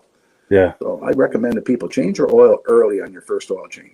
Flush that out. Go quick. Twice as long, and then third, when you put the AMSOIL in, don't worry about it. Yeah. Yeah. Nice. Well, cool. So unless you had any more on that, and if you do, by all means, keep going. But unless you had any more on that, I was going to switch gears. Did you have any more before we exchange gears? Or? While we're talking about the engine oils and the new gear lube bottle we just showed you, I do a lot with highway trucks. Some of these trucks take 48 quarts of oil. And when you're trying to sell them a $15 quart of oil, you got to prove to them they're going to save money. Now, a lot of these guys are going 10,000 kilometers right now between oil changes. And with the AMSOIL, we do an oil analysis for them. And when the oil analysis comes back, it says, continue, don't change the oil yet. And some of them are going 5 times longer between oil changes. Some of these guys are changing oil once a month. By switching over to AMSOIL, they're doing it every half year. And I have a lot of customers that do steady runs, that do the same kind of run. And they know exactly how much gas. They're burning $1,000 worth of gas, diesel fuel a week. If they got a 10% increase in fuel economy, that's $100 a week they're saving in their pocket by switching. Yeah, that's significant savings. Yeah. One of my customers was delivering home fuel. Now they got their oils free for their truck, and they came and bought AMSOIL off me because one Christmas day at 10 below, the trucks wouldn't start, and somebody needed home fuel. He said by having the AMSOIL in it starts right up, and they got an average. They're the ones that got the average of 10% increase in fuel economy. So it was cheaper for them to run AMSOIL and buy it off me than to put their brand or company oil in. Plus, they were spending one Saturday a month changing the 4 trucks. Once they switched over to the AMSOIL, they didn't have to do that. Yeah. So it saved them money, and they made more money by running the AMSOIL. It was cheaper for them. Sure. Now, would you say it's a good idea to do periodic oil analysis on your vehicles just to kind of see what's going on with your engine? What will that tell you if you're doing that, and how useful is that as far as selecting oils or deciding when to change your oil or One of What are my some of other the thoughts dealers had a around? customer that was running from Canada down to Mexico, get parts to bring back and forth. And they switched over to AMSOIL at 50,000 miles on their highway truck. Now at 70,000, they did an oil sample, and it said oil sample is a little war resample at 90. So they resampled at 90, and they told them to take their engine in and get their cam replaced. So this guy took his truck into the dealership. It was still under warranty. Said, I want the cam replaced. Oil now says it's starting to wear out and it's lobe number such and such. So I phoned the oil company up. I said, how do you know it's lobe such and such? He said, we know what model engine is. We've had that engine happen about 200 times already. So we know exactly what it is and why it's causing the problem. Eh? And the dealership says, no, we checked it, nothing wrong with it. The guy says, well, I'm a paying customer. I'll pay the $600 to have the cam changed. They took the cam out, and the exact lobe that the oil analyst said was wear out, was wear out. Now, if that would have broke on him in Mexico, instead of being $600, it would have been $6,000 to get the truck repaired. He says most of the time he throws the trucks back home to get them fixed because it's so expensive down there to fix them. But by doing the oil analysis, that prevented a problem from happening. Yeah. So it's a wonderful preventative measure to do regular oil analysis. Especially if you got a vehicle taking 48 quarts of oil instead of dumping it. And to prove to the customer that the AMSOIL will last longer, that's what we do with some of the vehicles. Yeah. But the average person with the car, they don't find it's necessary to do. Sure. You know, most people can pull the dipstick out, wipe the dipstick with a Kleenex, look up at the sun, and if there's metal particles in there, you'll see the flicker off the metal. You don't see any of that with AMSOIL. Nice. Yeah. And if the person knows anything about oil, they know when they were changing their other oil how black and thick it was. And when I took my car into the truck one time, the guy says, why you change the oil? It's brand new. I said, no, I have 30,000 miles on that oil. Wow. That's why I'm changing it. Wow. He says, oh, no way. It doesn't have that much miles on it. Yeah. That's impressive. I have all my friends come. Can I get your used oil? My car uses oil. Can I have your used oil? Yeah, the gift that keeps on giving, right? Yes. And when we're talking about the gear lube, how the gear lube, most people don't realize 80W90, how thick it would get. And I get a lot of highway trucks get a better fuel economy by changing the gear lube. AMSOIL's gear lube has a 500,000 mile extended warranty on the oil. Most highway trucks are changing every 50,000 miles. AMSOIL's 500,000 miles with their gear lube. That's amazing. Yeah, so it's a big savings for a highway truck. Yeah, for sure. Over time, that you really save a lot of money. Yeah, that's impressive. Well, cool. So in a moment, we're going to talk about the business opportunity at AMSOIL, but I'm going to transition into that with a quick announcement. And that is this. A little while back, I got this award from AMSOIL. I'm going to try to get it here we go. Now, this is a bronze cup for a sales achievement. And it's nice that they recognize me for that and everything. I really appreciate that. But the real thanks goes to the viewers who have been purchasing AMSOIL using my dealer number. I really, really appreciate that. And as I've said before, when you purchase AMSOIL using my dealer number, it helps to offset the cost of doing these podcasts. And Rob and I are doing AMSOIL together. I'm signed up under Rob. So when you order through me, Rob and I both benefit. If you enjoy seeing our smiling faces every week and feel that's something that's enjoyable to you and you want to help support that, buying AMSOIL with us is a wonderful way to do that. And there are links to do that in the description to get started with the AMSOIL Preferred Customer Program, also to order a free catalog. Those are great ways to get started. And did you have anything more, Rob, before we transition into AMSOIL as a business opportunity? I forgot to mention one thing about the two-cycle oil. The Interceptor. I don't know if you can see the sign behind me, but I'm going to grab it. Oh.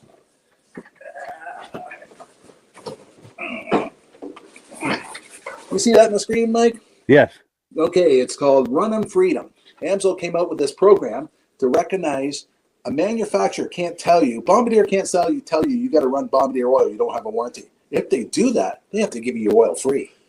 It's a modest act down in the States, it's called or something. So AMSOIL came up with this plan to let people know that a manufacturer can't say you got to run the oil. So AMSOIL, if you buy a brand new snowmobile, they'll give you a 1-year warranty.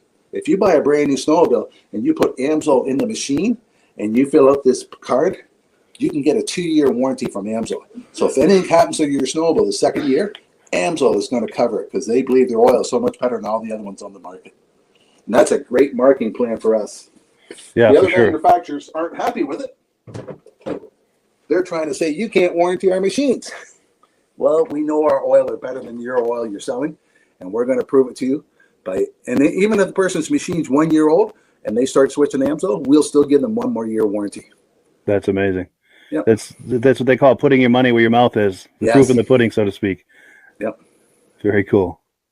Very cool. So yeah, unless there's anything else, did you want to? Shall we transition to the business opportunity, or? Okay. Okay, let's transfer over. Sure. So yeah, as we were saying, I'm signed up under Rob as a dealer, and if you sign up under me, Rob and I are both available to you for coaching and support, and each of us brings a significant amount to the table of value to you as someone signing up for AMSOIL.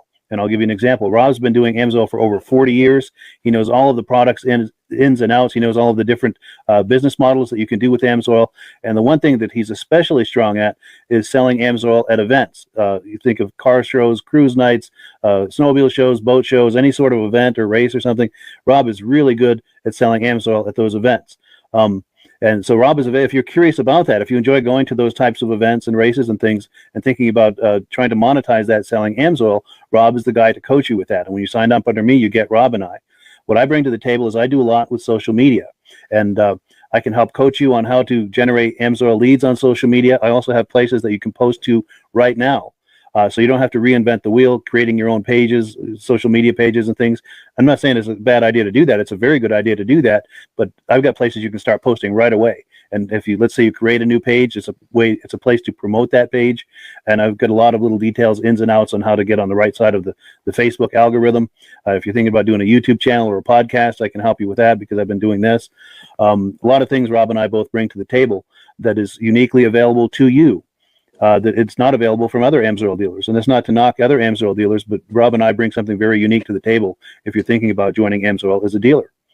Anything to add to that, Rob? I have dealers from California, Florida, BC, all over that I help. So with email, it's really easy to help dealers. We're available 24 hours a day. Yeah, you don't have to live right in my own town for me to help you.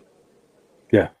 It's true with a phone and email and so forth. It's very easy to be in contact and give coaching and support. And yeah. And in a moment, I'm going to show a clip of Rob at a vintage snowmobile event, or I don't know if it's modern or vintage, but a snowmobile event. And you'll see the setup he's got. It's a very impressive setup.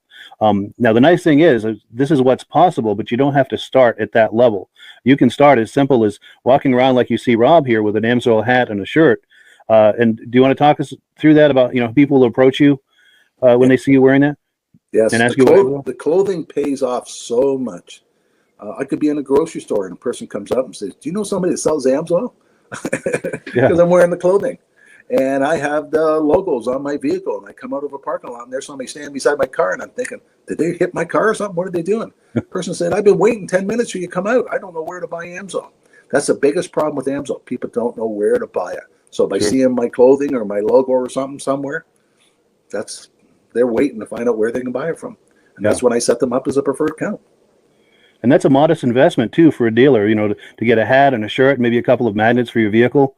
That you probably do all of that for under $100, and now you've got people approaching you. And if you sign up under Rob and I, Rob is going to coach you on what to say to these people when they approach you, how to use that, to take that conversation to the place of turning into a solid lead or possibly even a sale and becoming a regular customer for you.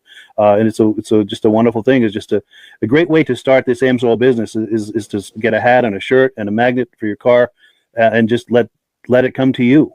And as you get going, then you can, do like what Rob is doing at these shows. In fact, let me pop that video on the screen. We're going to see Rob, and he's talking with a mutual friend of ours. This is Gary Porter. He does the Snowmobile Sessions a podcast, which is a wonderful podcast. There's a link to it in the description. If you like snowmobiles at all, please visit our mutual friend Gary Porter. He does a wonderful podcast.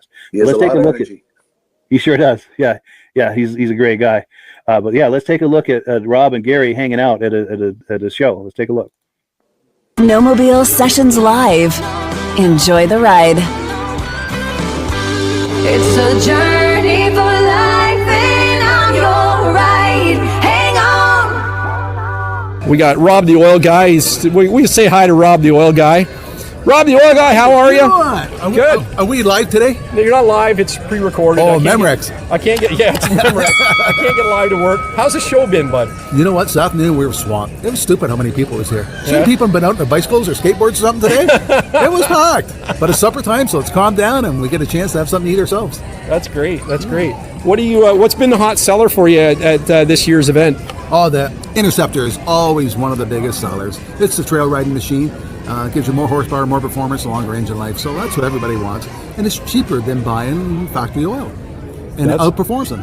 That's great. But some of the young kids, they still think they need the racing oil. It's mainly The for Dominator. mainly for racing applications. The Interceptor is 98% no ash, so with the exhaust valves and all that, you have no problem. But the Dominator is only 91, so it will dirty up your valves if you hit a bumpy trail. Right. Wow. So if you want to change your plugs, you can run the Dominator, but it's a race oil, right? Mainly for racing That's applications. cool. And you hooked me up with some 100-to-1 premix, which is awesome. Yeah. The Sabre. I just like the name Sabre. One of these little bottles for 5 gallons of gas Yeah. will give you more protection than what the other brands, still I won't mention it, at 32-to-1. This gives you more protection. Exactly. I'm going to be running that in the Mercury Force next summer, and I will be running my leaf blower in the fall for sure because I want to test that too. Yeah. Oh, yeah. So you got to start should be chainsaw good. soon, don't you? Yeah, I do too. That's right. There you So go. okay, we will be in touch with that. Thank you for your time, Rob the Oil Guy. need an extra one. I need an extra one. Thank you so much. I don't drink it. Well, maybe I'll start. Hey, have you got But eight here, bones? what's that? Here, I'm going to come back and grab it. Okay. I'm just going to take a walk. I'll be back to grab that. Thanks, guys. Yeah, the good times at the snowmobile show. Yes. Yeah, but that's the thing is, Rob's been doing this, as you can imagine, for quite a few years, and it's taken a while to build up where you can have that big kiosk and display there. So I guess the point I'm trying to make is, if as a new AMSOIL dealer, you don't have to start out at that level. You can start off, like we said, wearing a hat and a shirt, and getting some conversations going. But over time, if you find that it's working for you, you can maybe start with a small display, and as that grows, get a slightly larger display, and over time you can get to the point where you've got a display like Rob has got there. Yeah. 90% And Rob of the wouldn't. time, I only have a 10x10 booth. Wow, 90%. But that there show, we had 12 dealers working at it. really? Wow, nice. And you wouldn't do all of that if it wasn't profitable, to set up a display like that and do all of that. So it's very much worth your while to do that. Yeah. And a lot of times when we go to some shows, I just open a tailgate and I just have products sitting on the back of the tailgate with the flag up. And I go around and see the show myself, and then I sit there in a lawn chair. So a lot of times, some of the shows only charge me $5 to come, like on a cruise night or a vintage snowmobile show. Yeah, they'll say, give us some prizes. You can set up a free booth. Yeah, that's cool.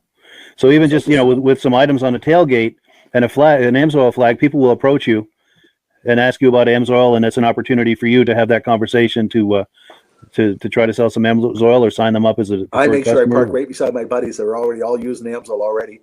Nice. And they all have the AMSOIL decals on their vintage machines. Sure. So when their friends come over, they send the guy over and say, "This is where we get our AMSOIL from." Nice. Yeah. So that's, and if anyone who's thinking about that, and if you enjoy car shows, boat shows, anything like that, snowmobile shows like Rob and I do, it's a wonderful way to monetize that. And just imagine putting down the tailgate of your pickup and having a few AMSOIL items on there, maybe an AMSOIL banner flying. It's a very modest investment, and Rob can coach you on how to do that and how to handle those conversations as people approach you, how to turn those conversations into something that's productive for everyone. So that's what Rob is available to you for. And as I said, I do a lot with social media, and I've got numerous Facebook groups that have thousands and thousands of followers. And you can post in there. I can show you how to post, what to post, the frequency, all of there are guidelines to do this. I'm not saying just do whatever you want in there, but I can show you the exact guidelines of how to do it, how not to do it, so you're not on the wrong side of the Facebook algorithm, and so that you're on the right side of the viewers of the group. To get maximum effect and to generate yourself some catalog requests or inquiries about AMSOIL. I'll show you exactly how to do it. I encourage you to create your own Facebook page, and I can show you how to leverage that into what I was just talking about. But you can start this without a Facebook page or any presence on Facebook other than your own personal profile. And I'll coach you through how to at least get started putting your stuff in front of my audience, and then show you how to build an audience of your own and how to work that as well. And if you want to get into doing video like we're doing now, I can help you with that. I do a lot with social media. And I have muscle car groups, exotic car groups, and I've also got one called Wheels, Keels, and Snowmobiles, where anything with a motor, anything with a gas motor is fair game. Yeah. And that's got like 15,000 fans. So you can be posting in there right away. And like I said, you can't just do whatever you want in there. I'll give you the guidelines, but the guidelines are to help you so that you're not getting on the wrong side of the audience or the wrong side of the algorithm. And I'll coach you on all of that. So when you sign up for Rob and I, you're getting both of us and things that he and I both have unique to offer that may not be available to you from other AMSOIL dealers who would like to sign you up as a dealer. And again, not to knock them, but Rob and I each bring something very unique to the table that could be very useful to you as an AMSOIL dealer, as a new AMSOIL dealer, to help you get started and get some momentum, get off on the right foot. And I'm the very first one to tell anybody, AMSOIL's not a get-rich scheme. Sure. But if you're interested in making an extra $100, $500, $1,000, or $10,000 a month on a part-time base, it's available with AMSOIL. Yeah. It's actually available to do.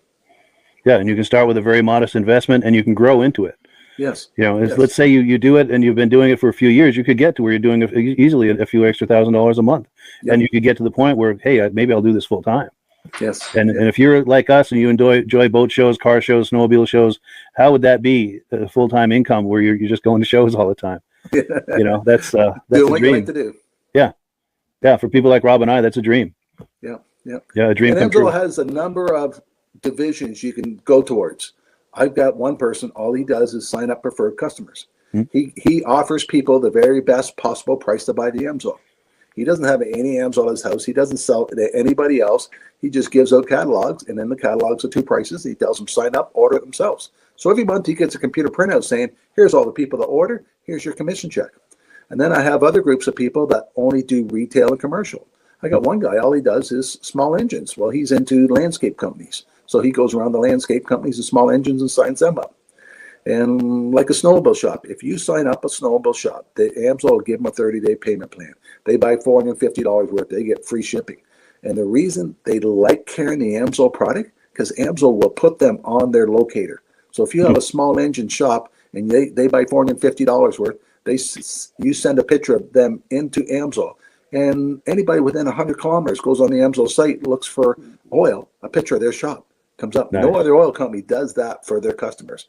So they like having service that AMSOIL offers to them. Yeah, that's a huge benefit right there. Yeah.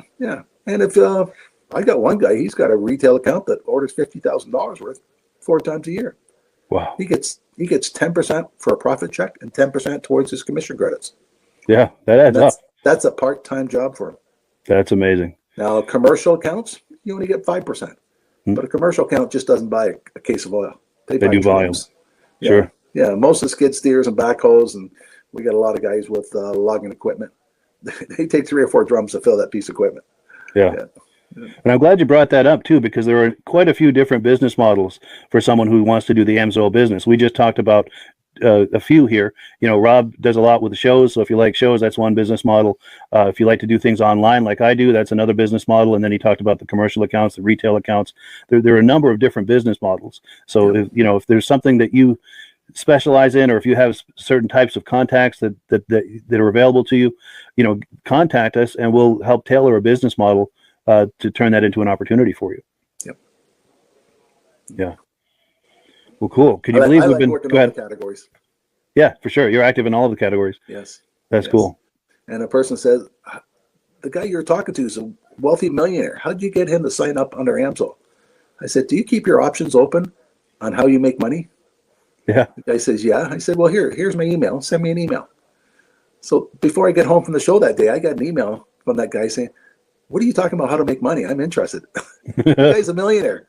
But that's why he's a millionaire, because he knows how to make money. Yeah, and he's probably got his hand into more than one thing. Yep.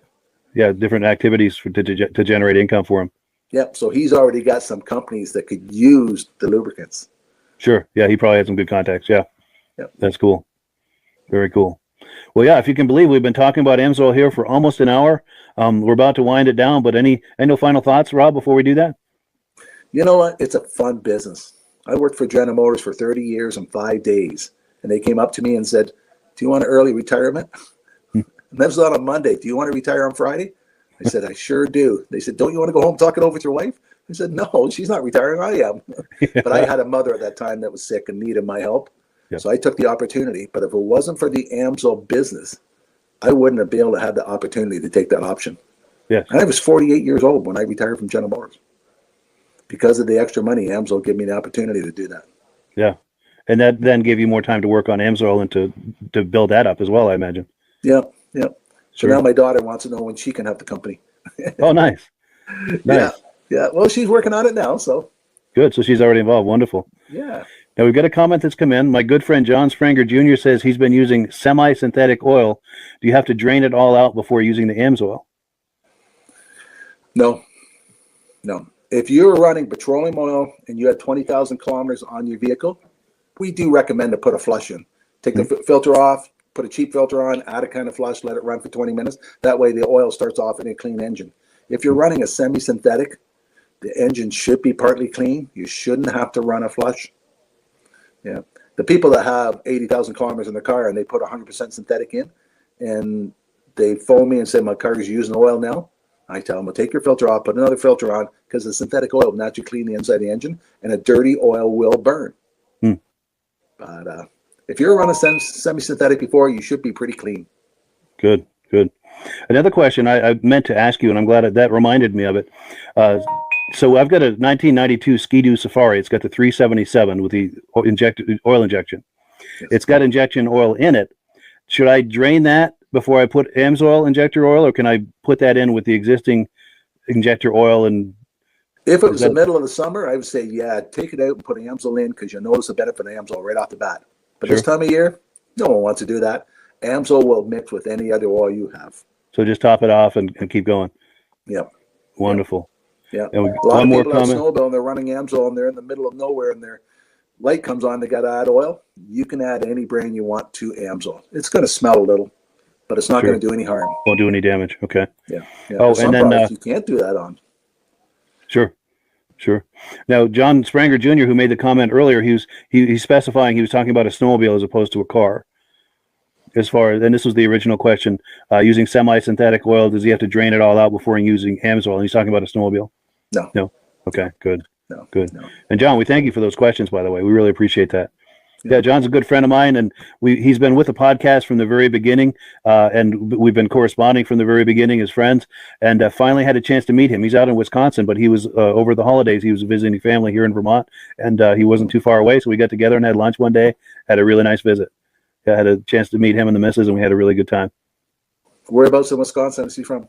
Eland. Eland, okay. Yeah. Okay. I'm heading to Duluth this year. Duluth. Oh, nice. Superior, Wisconsin. Sure, is that an event or something? Or AMSOIL 50th anniversary party. Oh, no kidding. Yeah. Very nice. Very nice. Well, good. That sounds like a great time. Yeah. So cool. So unless there are any final thoughts here, we're going to give the last word, as always, to AMSOIL. We've got a little AMSOIL video that Rob and I made a few months ago. Anything else before we transition to that? Or? No, that's a good video. I like that. Yeah, that was fun to make. Yeah, that was fun. Well, cool. Well, thank you, everyone, for watching. We really appreciate it. Appreciate your coming on and being a viewer. And we thank Rob for being here tonight. And thank everyone who's either considering purchasing AMSOIL under Rob and I or becoming a dealer. And also we thank the people who have been doing that along as well. We thank you so very much for that. And have a wonderful night, evening. Mike. All right, you too. Take care. Hello, everyone. This is Rob and Mike. How you doing today, Rob? I'm doing good. Mike, yourself? Very well. Thank you so much for coming on. I appreciate it. Now, today, we're going to be talking about AMSOIL. And in a few moments, we're going to show you how you can get the deepest discounts, free shipping, and free gifts when you order your AMSOIL products through us. But first, I'm going to ask Rob to give you a quick description of what AMSOIL is and why you should consider using AMSOIL products in your motorized vehicles. Thanks, Mike. AMSOIL is 100% synthetic oil. Everybody uses AMSOIL for a different reason. Some people like the benefits that AMSOIL is warranted for 25,000 miles or 1 year. The reason we can do that is because AMSOIL doesn't oxidize. It doesn't form the usual carbons, gums, sludges like petroleum oils do. That's why we can keep it in the engines longer. Petroleum oils never do wear out. They oxidize themselves. That's why they have to be changed at 3,000 kilometers. And AMSOIL likes the benefit that you only have to change the oil once a year. That saves some money. Some of the people like the benefit of AMSOIL is it's a slipperier type lube. By having a slipperier type lube, it cuts down friction drag. By less friction and drag, engines run 20 to 50 degrees cooler, better gas mileage. Now, AMSOIL says 25% more protection than the industry requires is in the AMSOIL bottles. My average customer gets about 10% increase in gas mileage. That's a big savings. Yeah. And by cutting down friction and drag, for every 10 degrees you cut down the friction and drag, doubles the life of the engine. So by having the engine run cooler, it makes it last longer. Some people like the benefit of the range of the Amsoil. Amsoil's flash point is 425 degrees, and it pours at 50 below zero. Wow. If you ever tried petroleum oil when it's 10 below, it turns to honey. And in the summertime, petroleum oil thins out, and once it thins out, that's when it starts breaking down. So Amsoil's an all-season oil, can give you better gas mileage, longer engine life, less maintenance. It ends up being cheaper over a year's time running Amsoil than it is petroleum oils. That's amazing. That's amazing. And Amsoil is available for pretty much any motorized vehicle, anything from lawn equipment, cars, trucks, boats, ATVs, motorcycles, snowmobiles. Yep. And a lot of people phone me up and say, well, what's the benefit of our gear loop? Exactly what I told you about the engine oil. It pours in cold weather, it runs cooler, makes the equipment last longer. And they say, well, what's the benefit of the small engine? Same thing. Makes the engine run cooler, last longer, better performance. So it saves on all the applications that Amsoil has available. Wonderful, wonderful. So yeah, let's talk now. Hopefully this has convinced people to think about maybe joining us in the Amsoil experience. Let's talk about some of the discounts and free shipping and how that all happens. I'm going to pop a graphic on the screen. And yeah, by all means, if you want to talk people through how this preferred customer program works. Amsoil has a number of different programs. One of our main ones is a catalog customer, where somebody can order directly out of our catalog. If they order out of the catalog, they order $100 worth, Amsoil will ship it right to their house. But our best program is our preferred customer. For only $10 for 6 months, you become a preferred customer, you save 25% on all the product. You order $100 worth, they're going to give you free shipping. You don't have to order a whole case. You can mix and match. Say you want 4 bottles of small engine, 7 bottles of 5W30, and a couple of gear loops. You can mix and match. You can order 1 bottle at a time if you want. There's no minimums, no maximums. By being a preferred customer, you save over 25% on all the products you're going to buy. Amsoil sends you extra gifts, $5 gift certificate on your birthday, $5 when you renew your account, and stuff like that. So it's a good way to save on some of the products you want to buy. For sure. Yeah, it's an incredible value. And this is the deepest level of discount that anyone can get when ordering Amsoil. Is that correct? It is. Wonderful. So let's take people through the step-by-step experience of placing an Amsoil order. Then that would include signing up for the preferred customer preferred customer program, so they can receive those deepest levels of discount. So let's go to the website. This is what the website's going to look like. These are some screenshots. Once you go to amsoil.com, there's a link in the description, or you can just type that into a browser, amsoil.com. This is the page you land on. At the upper corner of the page there, you see how I've circled in red. That is the link to click, the Join Now link. That will take you to the preferred customer program page, where you can take advantage of all these discounts and free shipping and everything that we've just been talking about. This is what that page looks like. In the lower right, you're going to click Join Now. This will pop up. You select the duration you'd like, whether it's 6 months or 12 months, and click Add to Cart. Now, once this pop-up goes away, you'll be back on the main page. And the upper left, you'll see where I've got that red arrow. It says Shop. Now you can start shopping for products, and on your very first order, you're going to get these discounts and the free shipping as long as it's over $100. You'll get all of these benefits right away. So once you click Shop, it's going to take you to the product page. There's different types of oils, lubricants, so on and so forth. For the benefit of this exercise we're doing now, I'm just going to click motor oil. It shows different types of motor oil. Let's click gasoline. Now this takes us to an item. It's their synthetic motor oil. And you can see the item there, and there's choices for different viscosities. But take a look at the price. Let's take a closer look. Let's zoom in. But if you've joined the preferred customer program first, you're going to automatically get the deepest levels of discount. That's what we're looking at here. You're saving $3.80 on that quart of oil. Instead of paying $16.29, you're now paying $12.49 for that quart of oil. That is the deepest level of discount you can possibly get. And then you just add the quantity that you'd like. You select any other items that you're thinking about, add them to the cart. And once you click Add to Cart for the final time, you're going to see this come up at the top of the screen. It's going to show your items and your the total that you're at so far.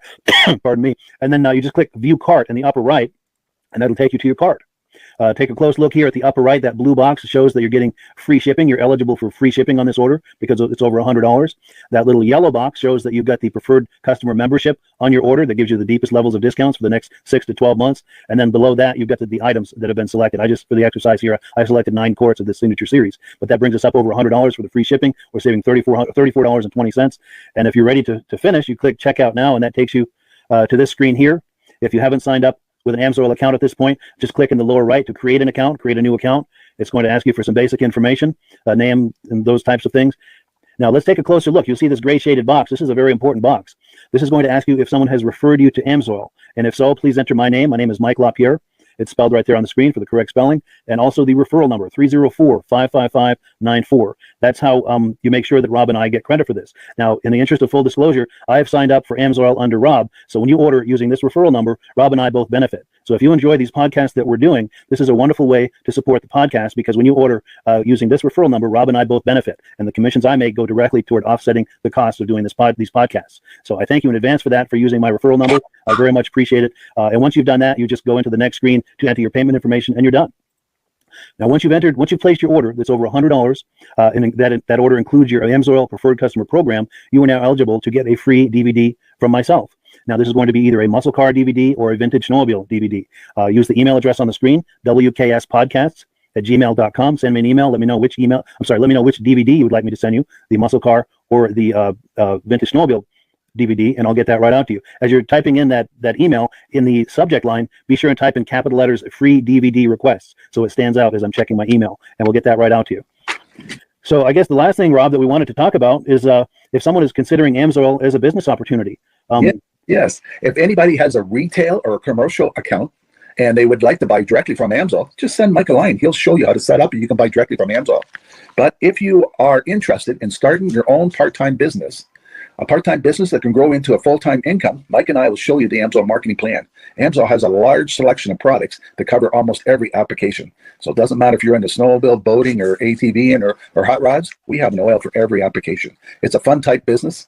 That's I really enjoy doing. Where else can I go and have fun and make money doing it? And Mike and I are here to help you all the way along.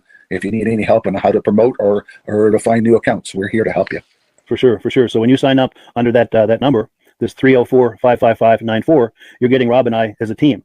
Now, Rob has been doing AMSOIL for 40 years. Can you believe that? 40 years. So he knows every aspect of this business, and he knows all of the ins and outs of the products. So he'll be able to help you with any kind of product questions or any kind of questions to show you the different business models that you can do with AMSOIL. And then the other thing that you get when you sign up under me is I've got a strong background in social media. So if you need some coaching on how to generate AMSOIL leads using Facebook and YouTube, I'm happy to coach you with that when you sign up under Rob and I. You get both of us as a team to help you, to coach you, to support you, whatever you need to get you off and running with this business and having fun with it. Like Rob said, it's an enormous amount of fun. If you're like Rob and I and you enjoy going to any kind of boat shows, car shows, motorcycle shows, snowmobile shows, anything with a motor, you like going to those shows, those events, those races, this is a great way to turn that into a income opportunity for you. Yes. And just by wearing my AMSOIL hat at one of these events, people come up and ask me about AMSOIL. People don't know where to buy it, and I'm there to help them, show them where they can buy the product. Perfect. Well, cool. Well, this is great. Any final thoughts, Rob, before we wrap it up? AMSOIL's a fun business. AMSOIL's been around since 1968. It was the first synthetic oil to be AI approved. Wow. Yeah. That's amazing. And that's very early in the game too, isn't it? Yes. For sure. Well, good. Well, thank you so much, everyone, for viewing. Hopefully, we've gotten you excited as we are about the AMSOIL products. We'd love it if you could join us either as someone who uses the AMSOIL products or to join the AMSOIL team as a business opportunity. And we thank you so much for viewing. Have a great day. You have a good day.